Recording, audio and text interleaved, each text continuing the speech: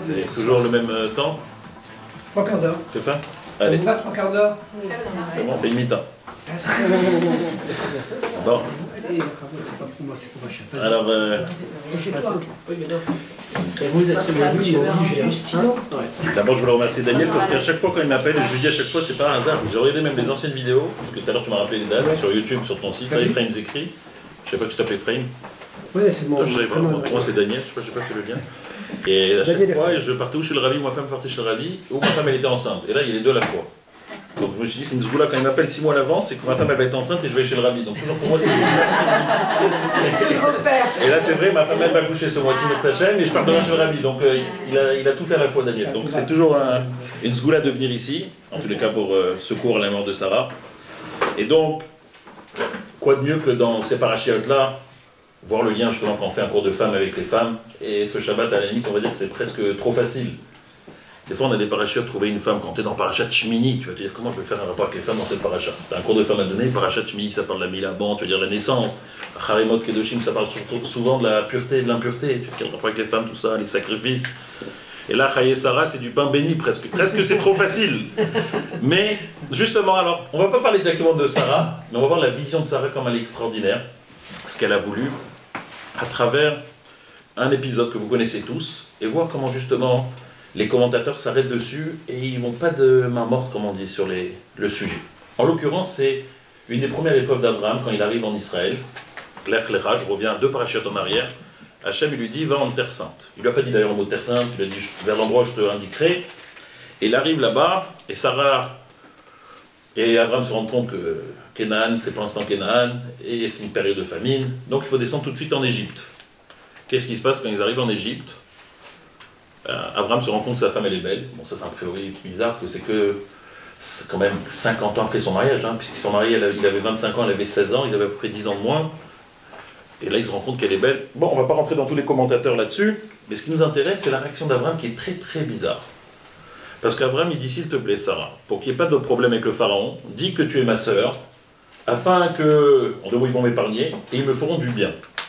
Et là, tu te dis, les bonnes d'Alma. À travers l'histoire, on a vu des personnes qui étaient prêtes à donner leur vie pour leurs femmes. C'est vrai. Pour leurs enfants, pour l'éducation, pour le chinour. Et là, tu vois Abraham, le premier des héros qu'on a dû à Israël, bien que l'âme Israël n'existe pas encore, on va être clair, c'est encore les patriarches, c'est avant la conversion du don de la Torah, mais c'est quand même Magen Abraham, on parle de lui tous les jours dans la Tfila, 3 fois par jour, voire plus. Et là, première épreuve, il dit, tu es ma sœur, comme ça ils vont me faire du bien, et tu te dis, les bonnes d'Alma. Et c'est pas ma question, moi je ne me permettrai pas de parler comme ça sur Abraham. Le Ramban dit qu'Abraham, le fait d'un petit peu de sa faiblesse, c'est une faiblesse qui va entraîner une autre. Et il dit que le fait qu'il est descendu en Égypte, il n'aurait pas dû, d'après le Ramban, il aurait dû rester en Israël, être confronté au problème et voir que Dieu va lui donner une solution.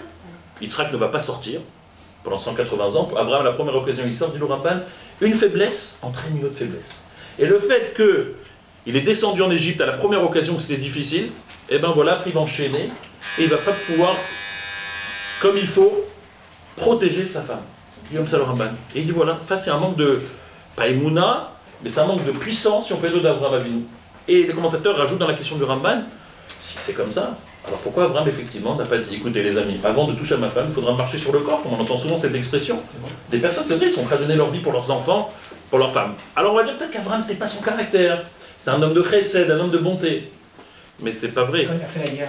Oh, parce que quelques temps plus tard, son neveu Lot va être pris en captivité, et là, il va réfléchir ni une ni deux, il va réunir une armée, c'est pas vraiment une armée, c'est Eliezer, les commentaires nous disent qu'au début il avait une petite armée, petit à petit ils avançaient devant les rois, petit à petit ils sont tous défaussés, nous dit Rachi, ils sont tous partis, il s'est retrouvé seul avec Eliezer, le fameux Midrash qu'Abraham il a pris de la terre, il a jeté sur les ennemis, ça s'est transformé en flèche et en lance, et comme ça il a vaincu les fameux cadrois.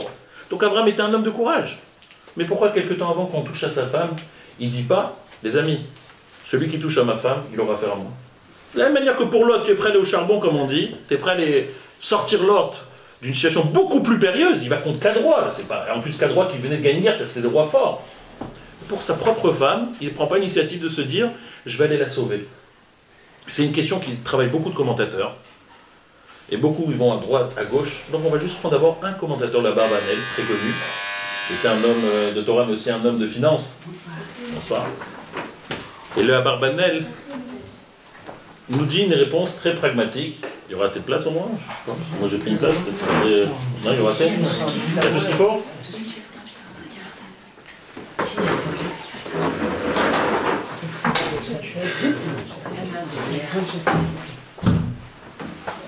Pas de problème. Je décale un peu le pied de son. Film sur Daniel, c'est plus important. Je vais parler, c'est du quand on va filmer. C'est mieux. On arrangera ça au montage. La Barbanel, il nous dit que des fois, il ne faut pas chercher midi à 14h des réponses très profondes. Il faut se mettre en condition.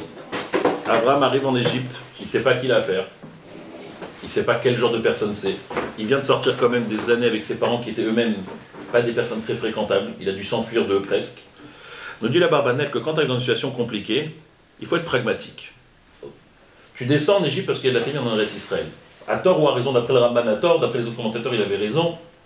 Mais il arrive maintenant en Égypte. Qu'est-ce qui se passe maintenant? Tu as une solution. Ou tu commences à dire, on va faire la guerre, ou tu essaies de gagner du temps. Il faut gagner du temps au début. Ça veut dire que quand tu arrives en Égypte, tu sais que tu auras affaire un peu avec des sauvages. Tu te dis, écoute, moi, pourquoi je suis descendu en Égypte? J'ai besoin de nourriture. C'est la famine en Israël. Il faut que je trouve la récolte.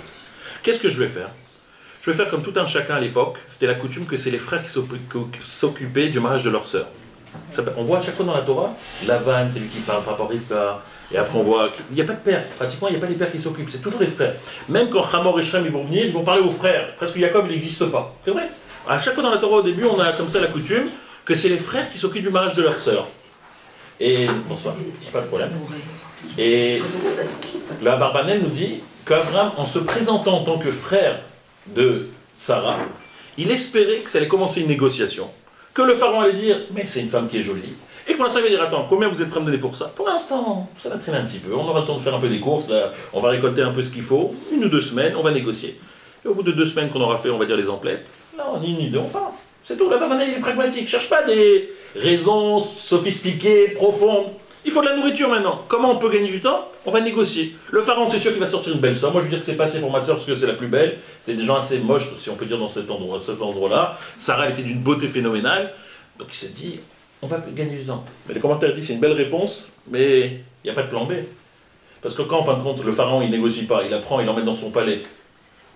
Et bien là, il fallait qu'Abraham ait un plan B d'après la réponse de Abarbanel. Et là, à ce moment-là, quand on lui prend sa femme, on aurait dû voir à ce moment-là qu'il sort, oui, l'épée et dire, attention, celui qui touche à ma femme. Mais on ne voit pas qu'il fait ça non plus. Donc les commentaires disent, c'est une belle réponse, elle est pragmatique la réponse. Mais elle s'arrête à un moment donné. Parce qu'il y a un moment donné où, quand effectivement le pharaon prend Sarah, et il va avoir une relation avec elle, heureusement que c'est l'ange de Dieu qui la protège, etc., comme on connaît les commentateurs, là on s'attendait de voir Abraham qui va réagir et dire, attention, je vous ai laissé, je voulais cacher la chose, mais maintenant il y en a un qui touche à ma femme, il aura affaire à moi. Disent les commentateurs, on ne voit pas sa chavra. Et ça pose beaucoup de problèmes à beaucoup de commentateurs. Pourquoi on ne retrouve pas cette idée-là qu'Abraham vient et prend la défense de son épouse d'une manière beaucoup plus directe, beaucoup plus frontale, être prêt à protéger une Bat Israël, et surtout c'est pas seulement une Bat Israël, c'est quand même sa femme, c'est quand même sa demi-nièce, on ne va pas vous faire l'histoire, mais en fin de compte, c'est sa demi-nièce, c'était la femme, la fille de son demi-frère Haran. De la manière qu'il est prêt à protéger l'autre plusieurs fois à travers l'histoire, protège au moins une fois Sarah comme il se doit. Et on considère qu'un homme qui a 75 ans et qu'on est prêt à prendre sa femme qui a 65, 66 ans, ils avaient 9 ans et demi d'écart, ça aurait dû être le minimum syndical, comme on dit, qu'à ce moment-là, Abraham monte ses muscles et il dit, écoute, je vis Tacham en Hachem, et celui qui veut toucher à ma femme, il aura affaire avec moi. Mais on ne trouve pas ça chez Abraham. Disent les commentateurs pourquoi. Et surtout, si ça n'était qu'une fois, bon, on peut dire que c'est une erreur de jeunesse. Ça va se reproduire encore une fois avec Avimelech. Et ça va se reproduire avec son propre fils Yitzhak avec Avimelech. On va retrouver 3 fois le même épisode où tu as des patriarches, qu'on leur prend leur femme, et à aucun moment on voit qu'ils disent attention, il ne faut pas toucher à ma femme. Non. Disent les commentateurs, une fois. Bon, erreur de jeunesse. Quoi qu'il a 75 ans, il a 65 ans, c'est plus très jeune, mais 10 ans. Deuxième fois chez Avimelech. C'est plus une erreur de jeunesse, ça commence à être compliqué. Et qu'après, chez Yitzhak, ça va se reproduire la même chose, ça fait beaucoup. Donc reviennent les commentateurs sur cette question-là. Pourquoi on ne trouve pas chez Abraham une forme de défense, si on peut dire, d'autorité, de muscle, si on peut dire, sortir les bras, et Hachem l'aurait accompagné dans tous les cas, puisqu'on le voit avec la guerre contre Lot, Hachem l'a accompagné, il n'y avait pas de doute à avoir. Donc pourquoi on ne retrouve pas ça chez Abraham à ce moment-là, quand on lui prend sa femme Sarah? Sarah, à ce moment-là, qui va devenir après Sarah. Juste ramener, les commentateurs, ils te disent que ça va même plus loin. Les mots d'Abraham ont l'air très bonsoir, très bizarre par rapport à ce qui est en jeu. La vie de Sarah, elle est en jeu. Et qu'est-ce qu'il dit Abraham? Le man itavli bavorer. Afin qu'on me fasse du bien grâce à toi. Et c'est quoi me faire du bien? Rachid te dit, nous les maternels, ils vont me donner des cadeaux. Donc la personne, il est prêt à sacrifier sa femme, Sarah, sans prendre sa défense. Pourquoi? Pour des cadeaux? Pour de l'argent? Ça paraît vraiment. Ça n'a aucun sens. Si encore il avait dit, écoute Sarah, je vais être prêt à donner ma vie pour toi. Et si dans le coup on peut récupérer quelque chose. Bon. Mais là la personne, excusez-moi, je fais exprès d'être violent comme le Ramban, hein. Il n'est pas prêt à sortir quoi que ce soit pour protéger sa femme. Et le seul argument qu'il lui trouve à lui dire, c'est dis que tu es ma sœur, comme ça ils me feront du bien, ils vont me donner des cadeaux. Ça ni queue ni tête, a priori, ça colle pas. Bon. Les mots que je rapporte, je ne vais pas rapporter à chaque fois, c'est les commentateurs. Le premier, c'est le Ramban qui pose la question, l'histoire du cadeau. C'est Rachid qui rapporte l'histoire que c'est les cadeaux, les manitavli bavorer. Et donc la question qui se pose, cette obsession pour l'argent au détriment de son épouse, c'est vraiment ce qu'on déconseille à tout un mari quand il se marie, justement, de privilégier l'argent par rapport à sa femme. C'est important d'avoir de l'argent, mais bon, s'il y a la vie de ta femme en danger, et à l'inverse, tu peux gagner de l'argent, il n'y a pas photo, comme on dit. Et pourtant, chez Abraham, après, on voit qu'il est sur la qui est tout bas. Exactement. La nourrir et s'occuper. Exactement. Bravo. Donc, on revient à la question initiale. Pourquoi on ne voit pas chez Abraham une forme de puissance, de violence, que si on touche à un cheveu de sa femme, eh bien, il fera quelque chose pour la délivrer. Et là, les commentaires nous disent quelque chose de très fort. Alors justement, c'est pour aller sur deux axes. Le Ramban, d'ailleurs, va dire quelque chose, et le Zohar, il dit quelque chose de très beau. Le Zohar, il dit la chose suivante. D'abord, j'aimerais vous raconter une histoire qui correspond à la version du Abarbanel. L'idée de gagner un peu du temps, c'est une idée des Juifs qui a été depuis tout le temps. Il faut souvent gagner du temps. Il y en a qui disent ça, perdre du temps, mais nous, on va dire gagner du temps. Et les commentaires, ils disent qu'il y avait à l'époque un paritz. Paritz, c'était un peu les gouverneurs de région qui disposaient un peu de tous les biens de la région. Ils étaient surtout communistes et comme ça. Eux, ils étaient immensément riches et tout le monde travaillait pour eux. Et tu louais une auberge ou tu avais une maison ou des champs et tu devais leur donner, bien sûr, une grosse somme d'argent. Et un jour, le paritz, c'était quelqu'un qui était âgé, le gouverneur. Il ne sait plus quoi faire. Il baignait comme Picsou dans son argent. Et qu'est-ce qui fait que son argent, il ne sait plus quoi faire? Il n'a pas d'enfant. Et il devient vieux, idiot, comme on dit. Il ne sait pas quoi faire. Un jour, il sort une moda, une affiche, il demande d'afficher dans les synagogues, voilà. Il a lui aussi un vieux chien qui l'accompagne depuis des longues années, et en affichant dans la synagogue, il dit, vous les Juifs, vous êtes des gens talentueux, celui qui apprend à mon fils, pour lui c'est comme son fils, à mon chien, à chanter, je lui donne 10 000 pièces d'or. Chien, chanter, déjà qu'un homme il sait chanter comme il faut, c'est bien un exploit, alors un chien, hein. Et Yankeles, c'était celui-là qui avait il n'avait pas toujours de l'argent sur lui. Et là, il voit 10 000 pièces d'or. Il est refait, comme on dit, pour toute sa vie. Il va, il dit, moi, il se présente chez le paritz. Il dit, on m'appelle le Mozart de la communauté juive. Je suis quelqu'un qui connaît la musique sur le bout des doigts. Je peux apprendre à des enfants qui sont vraiment très simples. Votre chien, je lui apprends. Ah bon? En combien de temps? 5 ans. Vous me donnez 5 ans. Dans 5 ans, je reviens, vous allez voir le chien, il va vous chanter. Ça va être The Chanteur. Il dit, ah, très bien. Mais dis, Yankelem, mais pour commencer le travail, ça demande beaucoup d'investissement. Je dois lâcher mes entreprises. Il avait 0 entreprise. Hein. Tous mes affaires, il faut que je laisse tomber parce que je dois m'occuper à plein temps de votre chien. Donc il faut que vous me donnez un acompte. J'ai besoin de 85% de la somme. Et le pari. Et dans 5 ans, mon chien, il saura chanter. Il saura chanter, je vous dis. Ça sera un expert. Il sera mort. Alors justement, il ne faut pas enlever la fin de l'histoire. Ne faites pas tomber la chute.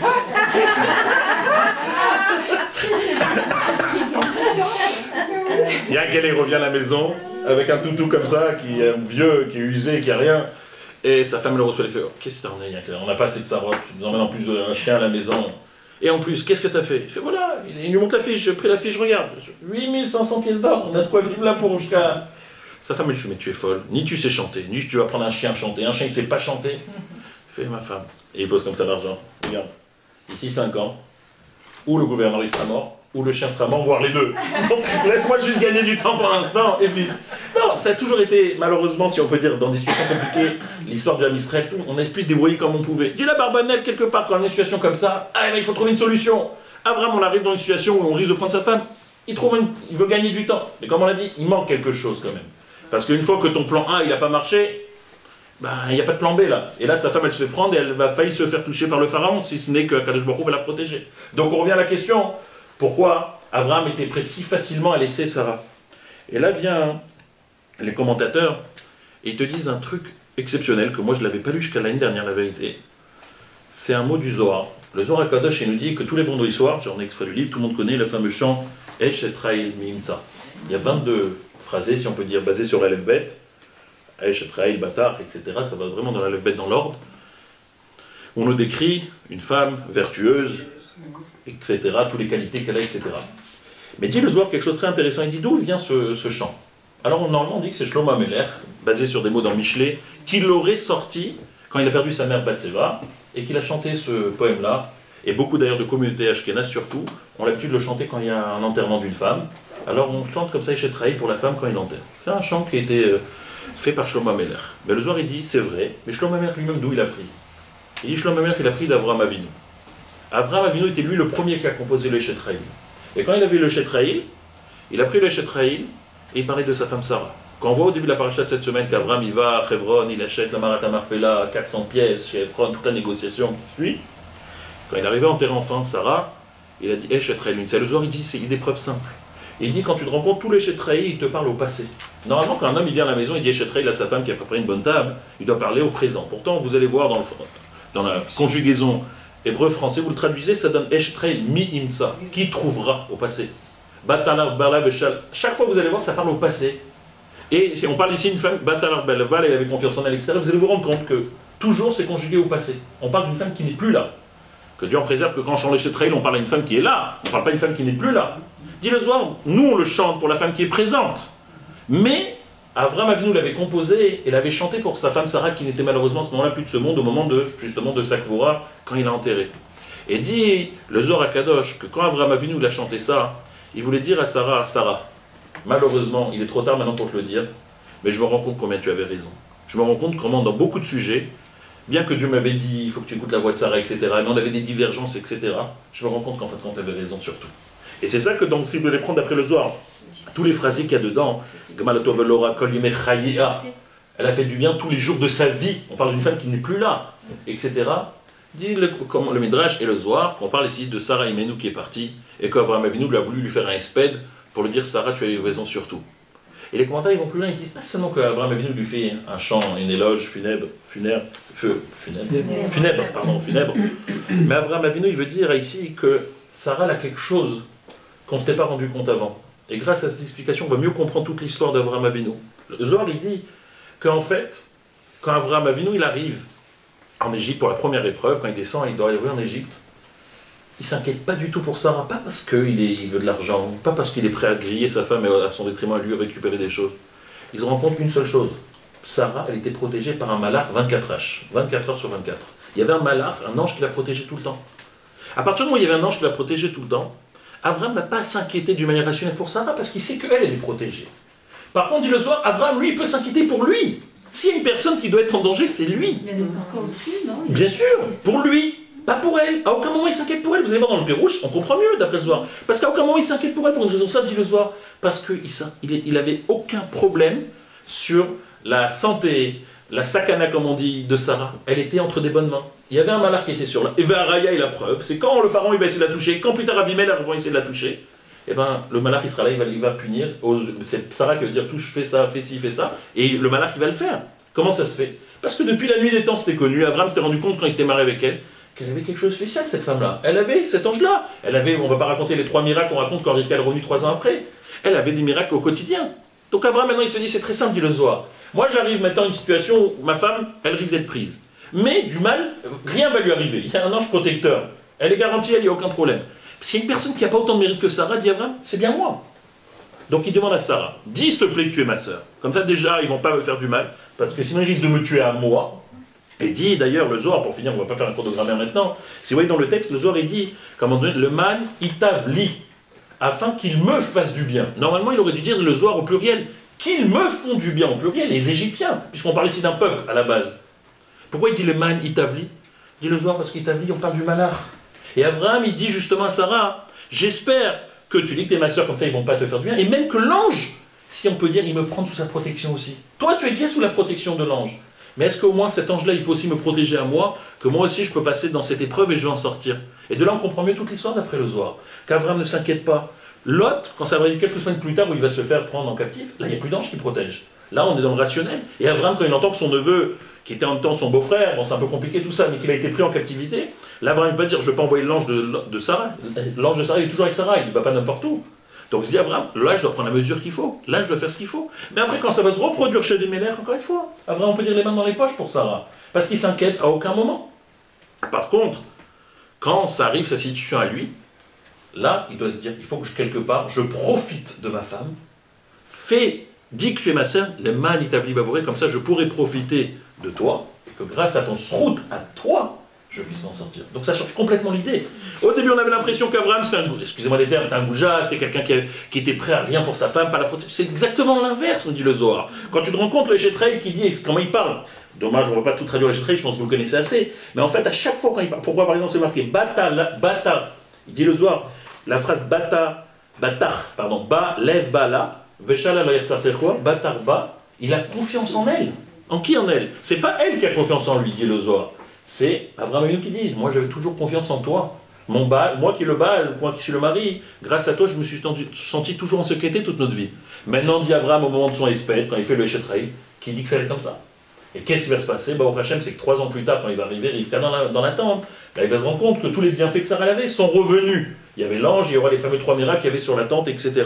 Ça c'est l'explication du Zohar. Donc le Zohar te dit d'une manière simple, et pour finir par rapport à l'explication du Zohar, qu'Abraham Avinu avait vu toute sa vie qu'il y avait Sarah qui était protégée, donc il à aucun moment il s'inquiète pour Sarah, mais au contraire, par humilité, par honnêteté, il se dit, moi je suis peut-être en danger, donc je vais essayer de profiter de Sarah pour être moi-même protégé. Bon. Mais bien après, les commentateurs et dans le Ramban lui-même, et ils te disent quelque chose de très fort aussi. Et ça va aller... C'est complètement notre axe, mais comme on dit en hébreu, on dit Shivim Panim la Torah, il y a 70 manières d'expliquer la Torah. Le Ramban il va te dire une chose simple. On sait que plus tard, les Bnei Israël, ils vont descendre en Égypte aussi. C'est prévu depuis l'alliance entre les morceaux, ce qu'on appelle Bri Ben Abtarim, où Abraham va recevoir Akadosh Baruch Hu qui va lui dire sache que tu auras un enfant, mais aussi plus tard, tes petits-enfants, ils vont aller en exil, etc.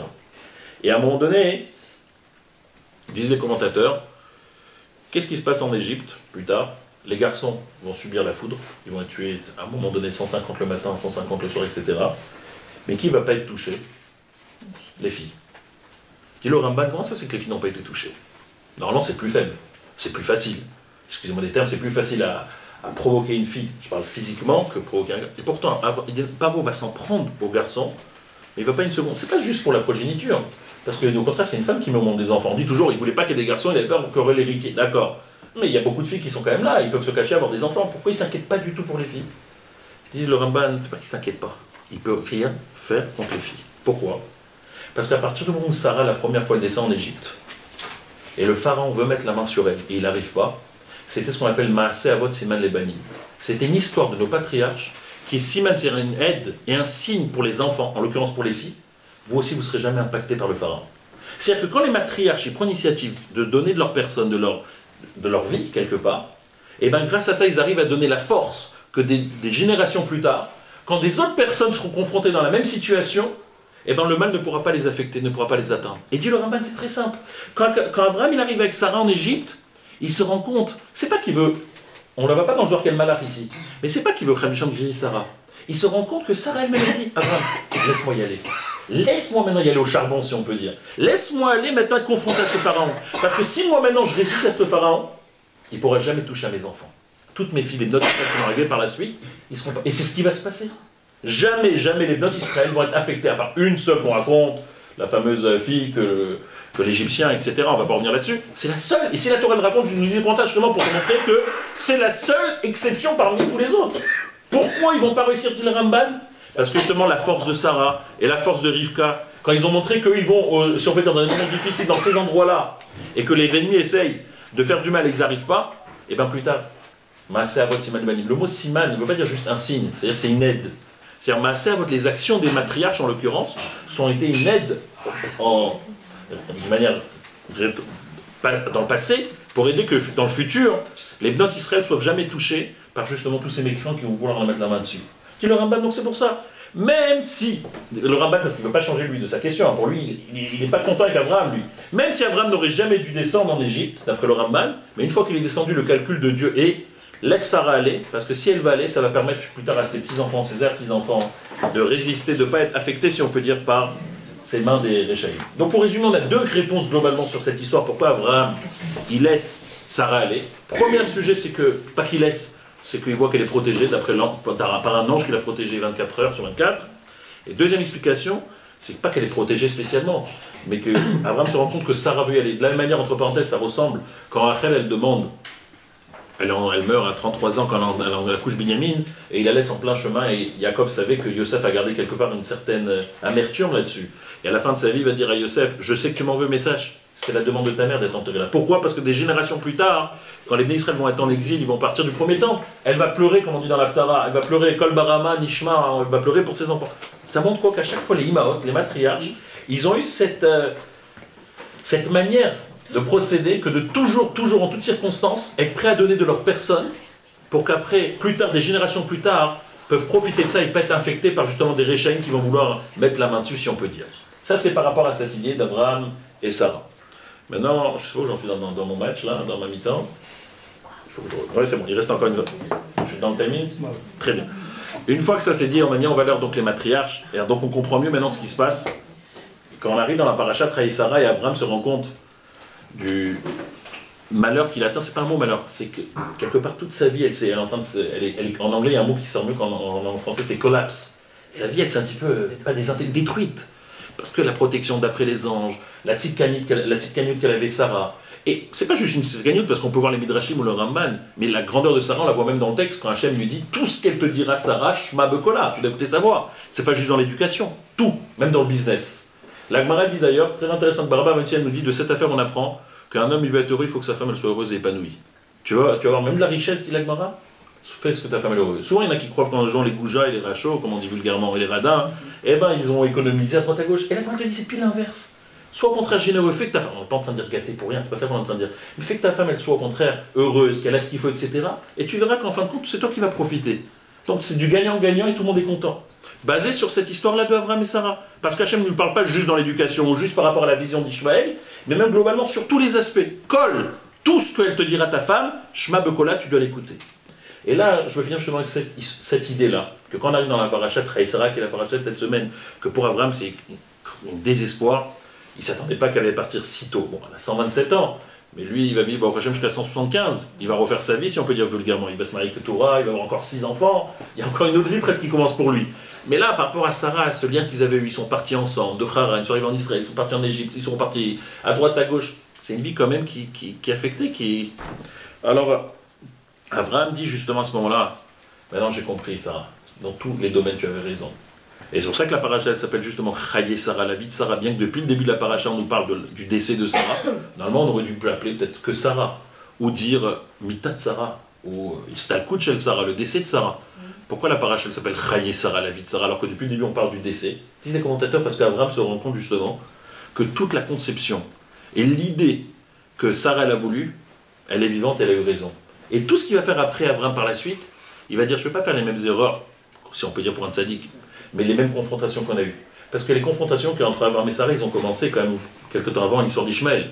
Je vais juste refaire une histoire que vous connaissez tous, mais bien rappelée dans l'ordre. Au bout de l'âge de 75 ans, Abraham n'a pas d'enfant, Sarah elle a 65 ans, ça fait 50 ans qu'ils sont mariés, ça fait 10 ans qu'ils sont en terre sainte. La Mishnah, la Gemara dit qu'au bout de 10 ans, si un couple ne peut pas avoir d'enfants, ils peuvent éventuellement, enfin, c'est pas obligatoire, se divorcer pour avoir des enfants. Bon. Là, ça fait 50 ans qu'ils sont mariés, mais ça fait surtout 10 ans qu'ils sont arrivés en Terre Sainte où Dieu leur a promis la bracha. Quand Dieu leur dit « Lech lecha, pars pour toi et là je te bénirai », Sarah se dit « Où est la bénédiction puisque j'ai pas d'enfant ?» Donc elle prend l'initiative. Agar qui va devenir une... moi je serai une belle-mère où je vais élever un enfant grâce à ça que tu vas épouser Agar. Mais dès qu'Agar elle tombe enceinte, elle commence à mépriser Sarah et on connaît la suite. Sarah veut la renvoyer. Abraham dit « Attends, c'est toi qui m'as branché sur cette affaire si on peut dire et maintenant tu me demandes de chasser ma femme. » Et ma nouvelle femme et mon fils, c'est quand même son fils génétique, cet enfant. Et là commence une confrontation entre Abraham et Sarah, et Hachem lui dit, tout ce qu'elle te dit Sarah, tu dois l'écouter. Bon, pour Abraham, il faut renvoyer, donc il renvoie Agar. Après, elle revient. Et après, quand elle revient, l'ange, il la fait revenir à la maison, elle accouche d'Ishmaël. En fin de compte, ça passe des années plus tard, il y a Yitzhak qui naît. Super, Yitzhak, il arrive au monde, au Hachem. Mais qu'est-ce qu'elle voit Sarah? Que Ishmaël, il est Metzachek. Ishmaël, il... Disent les commentaires alors. C'est comme le fils d'Abraham. Laisse-le vivre. Abraham, c'est son père. Qu'est-ce que t'as, toi, Sarah? Ok, c'est ton chouchou, Yitzhak, c'est ton fils unique, tu l'as eu, t'avais 90 ans. D'accord. Mais l'autre aussi, c'est le fils de son père. Comment tu peux demander maintenant à un père de chasser son enfant? C'est très dur. C'est pas que seulement c'est très dur. C'est incompréhensible d'après la Lacha. Parce qu'on sait que la Torah n'est pas encore donnée à ce moment-là. Mais nos patriarches ont essayé d'accomplir au maximum toute la Torah. Et il y a une règle dans la Torah, Parashat Kitetse, qui nous disent là-bas que si une personne épouse deux femmes, c'est à l'époque, maintenant il n'y a plus tellement ça, et l'enfant bien-aimé, l'enfant, on va dire, l'enfant de la femme bien-aimée, n'est pas l'aîné. Il est le deuxième. Qui a eu l'aîné? La femme la mal aimée, la moins aimée des deux, on va dire. Dit la Torah, Imkol, c'est malgré tout, tu n'enlèves pas le statut de Bechor. Même si l'aîné, il est né chez la femme mal aimée, à partir du moment où il est l'aîné, lo yuchal, tu ne pourras pas déshériter l'aîné au profit du deuxième, même s'il est la femme de la mal aimée, l'enfant de la mal aimée. Dit Avraham à Sarah, je comprends pas. Tu sais que je respecte la Torah. La Torah, elle me demande de quoi? De respecter mon aîné. Mon aîné, c'est Ishmaël. Qu'est-ce que tu me demandes maintenant de le déshériter? Deuxièmement, tu me demandes de le chasser. Ça correspond pas. Comment tu peux me faire ça? Eh bien, et là, je vous demande juste 2 minutes presque, c'est un peu la logique de la Gemara. Un tzaddik qui dit la chose suivante, et c'est un des mots du Eshetraïl aussi, pardon. À un moment, on dit dans le Eshetraïl, Darshat tsemer ou fishtim, vataz bechefetz kapea. Elle a travaillé le lin et la laine, et elle a fait avec beaucoup de bonne volonté. Quel rapport avec Sarah? Qu'est-ce qu'ici Abraham veut nous parler de Sarah, puisqu'on sait que tous les psukim, maintenant on a compris, nous parlent de Sarah. Alors, dit les commentateurs, que Sarah, elle a dit à Abraham, tu as raison. Normalement, dans la Torah, et nous on respecte la Torah même si elle n'a pas encore été donnée, il faut laisser l'aîné, en l'occurrence Ishmaël, au détriment de Yitzhak. Mais ça, c'est un lotassé, c'est-à-dire c'est une mitzvah négative. Tu ne pourras pas déshériter l'enfant de la mal-aimée au profit de la bien-aimée. C'est un lave, ce qu'on appelle, une mitzvah négative. A l'inverse, il y a une règle. Que si par exemple tu prends un objet de Torah, prenons le tzitzit, d'accord, c'est une mitzvah qui est un composant, normalement d'un talit. Et maintenant, imagine-toi quelqu'un, il ne peut pas avoir un talit que en laine. Il est en lin et en laine. Normalement, on n'a pas le droit. C'est ce qu'on appelle sha'atnez. C'est un mélange qu'on ne peut pas. C'est partie des règles, des chukim, des mitzvot qui n'ont pas de logique, a priori. Mais si maintenant la personne, il a que ça, la halakha, elle est que si pour mettre le talit, tu as un talit qui est fait en lin et on va dire des fils en laine, tu peux. Pourquoi? Parce que le lacet, la mitzvah positive de mettre le tzitzit, on va dire, pousse le lotassé. Attention, je ne suis pas en train de dire que si tu dois aller à la Shul Shabbat, et il y a une action de ne pas rouler, tu vas prendre ta voiture pour faire le Shabbat. C'est pas ça qu'on parle. On parle pour une mitzvah technique, par exemple le tzitzit, etc. Là, comme tu ne peux pas tu n'as aucun autre moyen, la mitzvah positive qui est de quoi? De faire le talit, de mettre un talit, va repousser l'interdiction qui est de ne pas mélanger du lin et de la laine pour que tu puisses accomplir un mitzvah. Globalement, ça paraît logique. Alors, regardez la profondeur de Sarah. Dar Shatzem Arufishtim. Vient Sarah, elle dit, quand on parle du lin et de la laine, rappelle-toi, elle dit à son mari Abraham, que d'un côté, il y a un lot c'est de ne pas déshériter la mal-aimée par rapport au bien-aimé. Mais de l'autre côté, Hachem, il a dit, tout ce qu'elle te dira, Sarah, tu dois écouter, c'est un mitzvah positif. La mitzvah positive, elle passe avant le non négatif. C'est profond.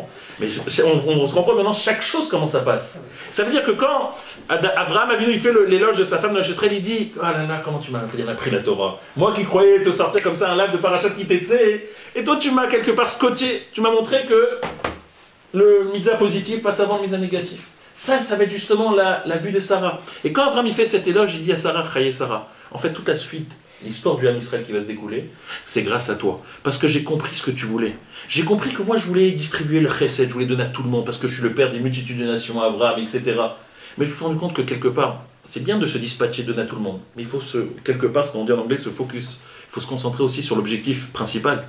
L'objectif principal, c'est Yitzhak. S'il n'y a pas d'Yitzhak, il n'y a pas d'Ham Israël. C'est finito. Il n'y a plus d'Ham Israël. Et le Ham Israël, il a besoin d'un Yitzhak. Et si on laisse Ishmaël à ce moment-là avec Yitzhak, même si c'est ton fils, il n'y a pas de problème. Mais il n'y aura plus d'Yitzhak derrière. Donc tu es obligé maintenant de te séparer de Ishmaël.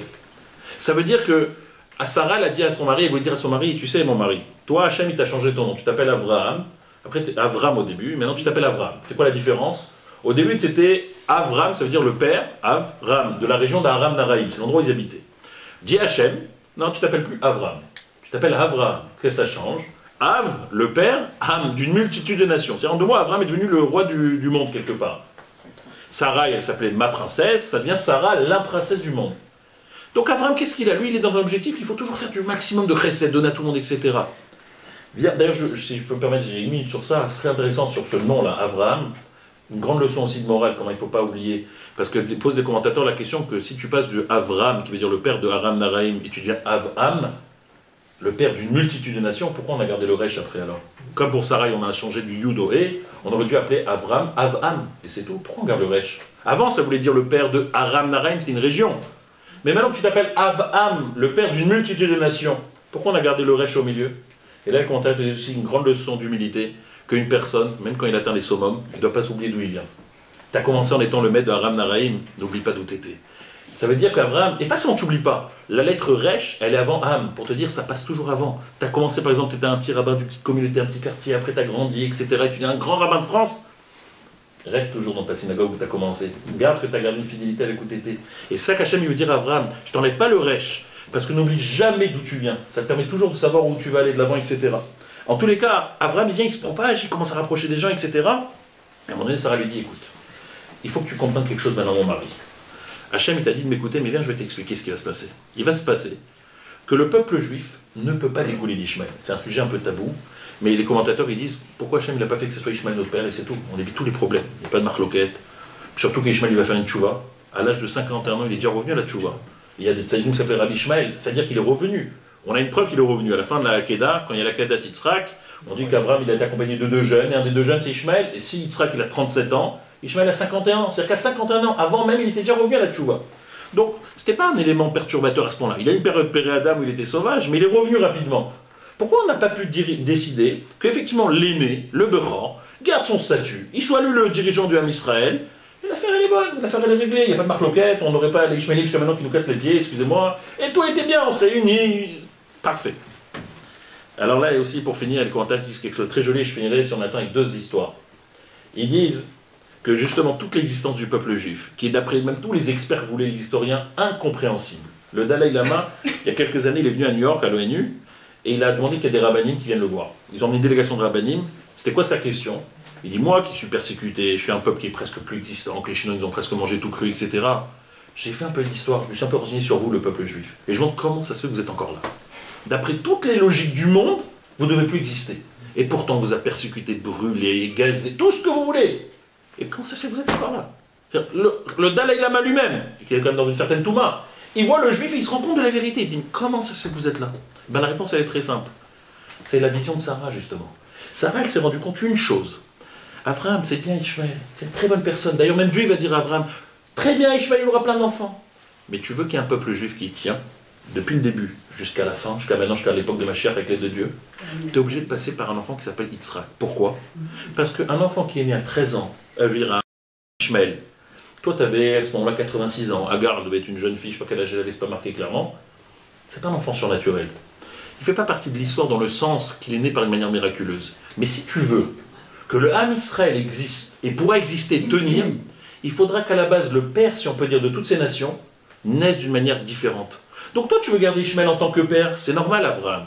Mais moi, Sarah, je te dis, notre enfant qui, lui, il a mis là 8 jours, qu'il est né alors que j'avais 90 ans et toi 100 ans, eh bien, c'est lui qui peut être l'avenir du Ham Israël. Il n'y a que lui qui peut le faire. Ishmaël ne pourra pas. Parce qu'il n'est pas né d'une manière miraculeuse. Et pour avoir un peuple miraculeux, il faut que le patriarche de ce peuple soit aussi miraculeux. Donc il fallait que ça sorte obligatoirement d'Yitzhak. Et c'est ça que Sarah essaye d'expliquer à Abraham. Elle lui dit, tu pars à droite à gauche, tu fais du chesed, tu reçois de la vérité, c'est tout très bien. Mais il ne faut pas que tu oublies quelque part aussi l'élément principal, la colonne vertébrale. Et la colonne vertébrale, c'est que Yitzhak, il soit là parce que si lui, l'enfant prodigieux, l'enfant miraculeux, et d'ailleurs il tient son nom, son action dans son nom. C'est Avram, c'est son père Terach qui lui a donné, alors Hachem il a changé Avram. Yaakov, c'est son père ou sa mère qui l'ont donné, et on l'a changé après en Israël. Yitzhak, c'est le seul que personne n'a touché. Pourquoi? Parce que c'est Dieu qui l'a nommé. Déjà, Parashat Lech Lecha, bien avant qu'il n'ait, Hachem l'a dit à Avram, et tu l'appelleras Yitzhak. Mais a priori, Avram et Sarah n'avaient pas encore ri. Pourquoi on l'appelle Yitzhak? Disent les commentateurs, parce que justement, quand tu vois cet enfant-là, qui naît d'une manière miraculeuse, Yitzhak, tu peux que sourire, être surpris. Mais comment vous êtes là encore, les mêmes Israël? Comment le peuple juif est encore là? Comment c'est possible que la même Torah, c'est la même Torah qu'on retrouve, on a retrouvé un Sefer Torah il y a quelques années en Tunisie, par le grand-père de ma femme, il a creusé un Sefer Torah, une synagogue, il a trouvé un vieux Sefer Torah, et tout le monde s'est dit, ah! Même les journaux tunisiens, ils ont voulu faire des études pour voir, c'était identique à nos Sefer Torah qu'on a maintenant. Rien n'a bougé d'une virgule. Les mêmes colonnes, toujours, il y a principalement des vaves en haut des colonnes, tout la même chose. Qu'est-ce qui a permis justement qu'on arrive à cela? C'est justement la vision de Sarah. Et c'est pour ça que Sarah, elle s'obstine, et elle va chasser Agar, et elle va rechasser Ishmaël, elle va dire, parce qu'Abraham, je ne suis pas une femme méchante, loin de là. Mais si tu veux que l'âme Israël tient, on est obligé de passer par là. Il faut quelque part laisser Yitzhak tranquille. Il faut que Yitzhak puisse grandir, rester dans cette douche avec Israël, il ne va jamais y sortir. Il s'appelle Yitzhak, c'est le nom que Dieu lui a donné, parce que ce mot veut dire le sourire, parce qu'il sera un enfant prodigieux et surprenant. Et on a besoin de celui-là. Et si tu veux maintenant aller à droite, à gauche, donner, tu vas te perdre, Abraham, quelque part. Et Abraham, au début, n'a pas accepté. Après, ils sont décidés de dire comment je me rends compte. Donc lui, il va avoir encore des enfants avec Agar. C'est pas une contradiction, parce qu'il dit il faut faire du bien, comme il faut que les gens ils acceptent l'idée qu'il y a un seul Dieu. Mais il a compris qu'il va leur dire, comme il dit la paracha, allez, prenez l'argent, prenez un peu de cadeaux, et laissez la place à Yitzhak, c'est lui le plus important. Et je veux conclure avec 2 histoires pour montrer bien cette valeur de Bdoucha, ce que Sarah l'avait surtout senti, elle avait prévu. La première histoire, c'est Elie Wiesel qui la raconte dans un livre, qui montre comment, il veut montrer là-bas le paradoxe du peuple juif, comment ça se contient encore. Et il raconte dans un de ses livres, il y a le fameux livre La Nuit, mais il a fait plein d'autres livres, et dans un livre, il raconte qu'à un moment donné, quand il arrivait, lui, il arrivait sur le tard en plus, en avril 44, mai 44, il arrivait, et on sait que même après juin 44, il y a eu le débarquement, il y avait encore des trains d'Hongrie qui venaient, il y a encore des milliers de juifs qui ont été tués, alors que les Alliés, ils étaient à quelques centaines de kilomètres, déjà en France et tout, et tu avais encore les trains qui roulaient, bon. Et lui, il arrive donc de Roumanie, avec son père et sa mère et sa fille. Quand ils arrivent dans le camp de concentration, malheureusement, sa mère et sa sœur ont été jetées directement dans la ligne mortelle pour aller directement en chambre à gaz, etc. Et lui, il est resté avec son père. Ça passe quelques temps et son père commence à avoir des fatigues, on appelle ça la dysenterie, il commence à sentir les faibles et il demande un jour à Eli, son fils, Eli, help me, aide-moi à monter sur son lit. C'était des couchettes où ils étaient à 8 dessus. Et il essaye d'aider son père, et à un moment, quand il aide, son père il fait un peu de bruit, il crie. Il y a le nazi qui a entendu que ça criait dans le baraquement, il est rentré, il a commencé à le frapper, et des coups de matraque, le père il est mort. Comme ça, il voit ça, il dit. Et il raconte que ça passe quelque temps, comme il était un petit enfant là-bas dans ces conditions-là, un peu, il y a beaucoup de gens qui l'ont pris sous leur aile, pardon, à eux. Et à un moment donné, il y a un rave qui l'appelle. Il dit, Eli, on a besoin de toi. Pourquoi? T'es un enfant pur, t'es un enfant jeune, on a besoin d'un témoin honnête. Témoin? Témoigner sur qui? On va faire un bed-in ce soir. C'est quoi le bed-in? On s'est réunis à 3 rabbinim, et on va emmener ce qu'on appelle le Tovea, le Nidba, on va emmener celui qui va faire comme office de procureur et celui qui va défendre. Et on a besoin d'un témoin pour l'accusation. C'est quoi l'accusation? Est-ce qu'Akadosh Baruch Hu, quelque part, il est un peu responsable de ce qui nous arrive? On parle de juifs qui sont au camp de concentration, qui sont en train de voir tous les jours des centaines de juifs qui meurent autour d'eux. Est-ce que Hachem, il est fautif ou pas? Pour ça, on a besoin de ton témoignage. Il arrive, comme c'est des rabbinim qui lui demandent, il va refuser, lui qui a 10 ans. Et à un moment donné, le rabbin lui parle, il dit, alors Eli, voilà, on est dans un débat philosophique, est-ce qu'Hachem il est responsable? Oui, il nous faut un témoignage. Qu'est-ce que tu as vécu depuis que tu es arrivé? Et là, il raconte ce que j'ai vécu, voilà. Premier jour, ma mère et ma soeur sont partis, quelques jours plus tard, mon père. Et là, le rabbin entend, il fait alors, oh, je vous ai pas dit quelque part Hachem il est responsable? D'autres ils disent oui, mais Hachem est responsable, mais pas vraiment responsable. Ça rentre dans les débats, etc. Ça dure comme ça quelques soirs de suite, où discrètement ils font leur bed-in. Et au dernier soir, le bed-in il a été posé, qu'ils ont arrivé à une conclusion. Je ne sais pas si on imagine juste les conditions dans lesquelles ça se passe. Qu'Akadosh Baruch Hu, il ne peut pas se défiler de sa responsabilité. S'ils sont là, il est quand même quelque part un peu responsable. Voilà, c'est les mots, on va dire. Ils ont pris des gants pour dire les mots, mais ils ont dit qu'Akadosh Baruch Hu, il est responsable de ce qu'il leur arrive. Et ce qui est vrai en même temps, on ne va pas enlever, dire. Quand des gens ils sont décédés, des enfants, des nourrissons dans la chambre à gaz, qu'est-ce que tu veux dire? Qu'Hachem n'est pas responsable? Après, on ne peut pas juger Dieu, il a ses raisons, mais il est responsable. Et Elie Wiesel, il décrit tellement bien dans son livre, il dit, donc une fois qu'on a été posé comme ça, que le Bedin a été tranché comme ça, tout le monde a fait, il y a eu un silence. Et au bout d'un moment, il y a comme ça le Dayan, le central, le Rav qui est au milieu, il a pris tous les papiers qu'il avait un sort de livre, je peux vous dire, il fait, bon, quelle heure il est là? Bon, il est 23h, allez, on va faire arrêter, c'est tout. Et Elie Wiesel, il dit, t'imagines, on est en train de dire qu'Akadosh Baruch Hu il est fautif, et après on va dire dans la Mida, Chesed ou Rachamim, que Hachem il est bon, il est miséricordieux. On vient de dire qu'Hachem il est quoi? Il est fautif de ce qui nous arrive tous les malheurs. Et les mêmes rabbanim, les mêmes personnes qui étaient là, ils vont prier 2 secondes après, ils vont dire que Dieu tu nous protèges, Magen Avraham, protecteur d'Abraham, que tu nous emmènes avec miséricorde, avec bonté, tu nous soignes, tu nous bénis, tu nous donnes le parnasse. Quel parnasse? Ils sont en train de manger du sel et encore. Ça, c'est justement le paradoxe de l'Am Israël, et c'est pour ça qu'il est toujours là. Parce que l'Am Israël, à travers l'histoire, ils ont su, dans les moments même les plus difficiles, toujours se dire oui, mais on est là, parce qu'il y a un Dieu, quelque part qui nous je sais pas envie de dire le mot, qui nous embête, mais en même temps il est là, et on est là aussi, c'est la meilleure preuve qu'il est là, parce que sinon on ne devrait pas être là. Ça c'est la preuve justement de la force du Ham Israël, et c'est les descendants d'Israël. Et c'est ça la vision justement de Sarah. Sarah elle avait vu que pour avoir ce peuple avec tellement de paradoxes, tellement de contradictions, mais qui est toujours là, il fallait que tout ça naisse d'un enfant qui soit prodigieux, qui naisse d'une mère qui a 90 ans et d'un père qui a 100 ans. Et pour conclure, pour montrer que la neshama d'un juif, elle brille toujours. Et elle est toujours là, et elle ne changera jamais. C'est une histoire aussi qui s'est passée, mais ça c'est juste après la fin de la guerre. C'est une histoire connue, mais le Rav, clairement son nom c'est Rav Avraham Zilber, qui était comme le responsable de, non, on va dire le consistoire, mais le Rav du consistoire américain. Et on l'a emmené, il y avait une grande organisme qui s'appelait le Joint américain, qui donnait beaucoup d'argent pour aider les réfugiés européens à aller sortir des camps, etc., après la guerre. Et à un moment donné, ils l'ont envoyé le Rav Zilber pour essayer de trouver des enfants qui étaient un peu perdus, adoptés par des familles. On sait qu'il y a une grosse histoire, je pense, à Saint-Étienne, 2 enfants qui ont été adoptés, et après il y a un nom qui a voulu récupérer, la femme elle n'a pas voulu, il me semble qu'il y a eu des grosses histoires comme ça. Et lui, qu'est-ce qu'il a fait? Il a commencé à aller dans les endroits, les monastères, etc., où beaucoup de gens ont protégé des enfants sur les enfants, mais après la guerre, il n'y avait pas de preuves, parce que c'était prévu quand les parents ont laissé qu'ils allaient revenir les chercher après, mais pour beaucoup, les parents ne sont pas revenus. Alors, on lui a confié cette mission d'aller dans le maximum de monastères et d'endroits où les enfants ils ont été cachés, et essayer de les récupérer. Mais des fois, tu avais des curés qui jouaient le jeu, et des fois, tes curés qui disent « Emmène-moi une preuve que c'est un juif ». Ils disaient « Bon, Berkowitz, Gilbert, Weinberg, c'est des noms alsaciens aussi. » Ah, je suis pile. C'est des noms alsaciens aussi. Il arrive en Alsace-Moselle, il arrive dans cette période après-guerre là-bas, et il arrive dans ces endroits-là, il dit « Voilà, j'ai les noms Weinberg, Greenberg, machin et tout. » Le curé lui dit « Écoute, c'est des noms qui peuvent être alsaciens aussi, souvent des noms c'est vrai qui se ressemblent, etc. T'as pas de preuve que c'est des juifs. » Ah, peut-être la Mila, il va dire il faut déshabiller des pantalons, ils vont dire ouais, t'es un pédophile, je ne sais quoi, je sais pas quoi, ou peut-être il y en a d'autres qui ont fait. Et il voit que le curé ne joue pas le jeu, donc il dit au curé, bon, vous voulez des preuves? Allez, on va attendre un petit moment. Le curé dit, emmenez-moi des preuves, tous les enfants que vous voulez vous emmener des preuves, je vous les confie. Et le Rav Zilber, il dit d'accord. Il prend les deux autres rabbins qui l'accompagnaient, il a dit où est le dortoir? Il est rentré dans le dortoir, il a vu tous les enfants dormir, et à un moment il a crié Shema Israël, Hashem Elokeinu Hashem Echad, et là t'as un enfant qui commence à dire maman en yiddish, l'autre qui dit maman en français, parce qu'il y avait de toutes les nationalités d'Europe, de l'Est. Et là il a dit au curé, tu vois, viens ici, celui-là, celui-là, celui-là. Tous ceux qui pleuraient, ils se rappelaient ce que leur maman leur a appris quand elle faisait le chemin avant de dormir, etc.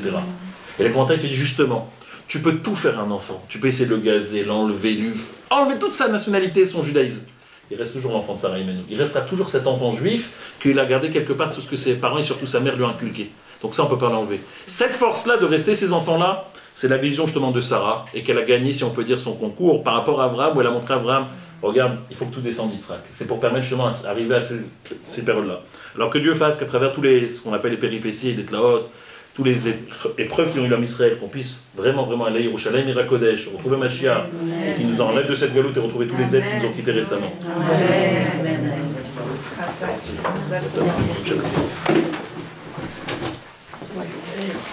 C'est clair? Oui. Avec plaisir.